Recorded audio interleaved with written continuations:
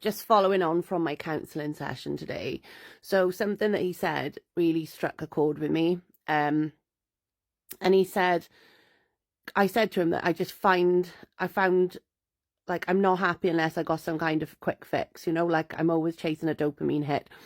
And he was like, well, you know, getting a diagnosis for ADHD is not the answer, because a lot of the time, he said, when you were sober and clean, like, wasn't your life less chaotic? And yes, it might be a little bit boring at times, but isn't the fact that your life is calm and is not chaotic better than the fact that it's, you know, better than the fact that you might be a little bit bored sometimes or whatever? And that's the thing, like, my life has been chaotic since drink's been reintroduced. Like, I haven't felt the same. I just haven't. And like, I've been kidding myself, like, it's okay, it's fine or whatever, but there hasn't been a time when my mental health has been better than when I was off everything. And yes, there were times when it was sometimes boring, and sometimes, you know, you did feel a bit left out.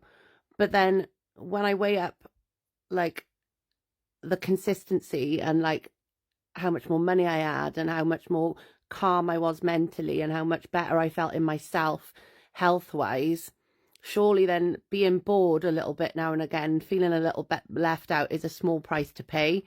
I think with me, I was struggling to, like, I don't want to say I'm an addict. I don't want to say I've got an issue or whatever, because I find that really hard to do.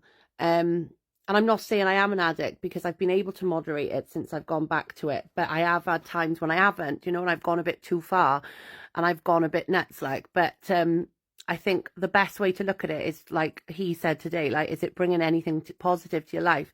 And if it's not, then, you know, the answer is, then why do it? You know, it's, you know, I've got all the answers at the end of the day, just like I've always had all the answers.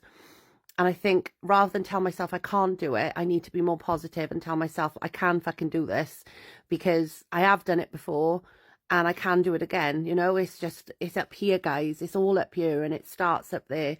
And I've been self-doubting for so long, telling myself I can't do it again, I can't do it again. And I can. And I know I can, but you've got to really want it, and you've got to try and change your perspective. And having counselling has really helped me. And like, even after these couple of sessions I've had, I'm going to pay privately, I think, to see this guy, because he's in Cardiff and he's £70 an hour. But like £70 or a session, that might seem a lot to some people, but like, it's your health, isn't it? And like, if you're paying that on drink or drugs, then surely paying that to go and see somebody privately is worth the money. But yeah, I just feel like I've had a moment of clarity today, and I just feel really positive. Day 4 done, guys. I've got work. I'm in the office tomorrow, and then I've got a weekend ahead to look forward to with the kids. But yeah, like I said, I don't think it's all, like, for me now, I don't think it's about trying to work out whether or not I'm an addict, whether or not I've got a problem. I just need to work out what's best for me, and if it brings anything to my life. And if it doesn't, then I know the answer is to just go back to packing it all in. And yeah, if you feel like the same, guys, feel free to drop me a message so we can have a chat or whatever. You're not on your own.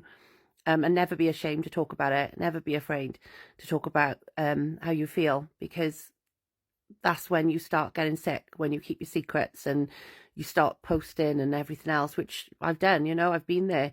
So yeah, I'm going to get to bed now, guys, and well done on another day to anybody that's got through, because it's not easy. Peace and love.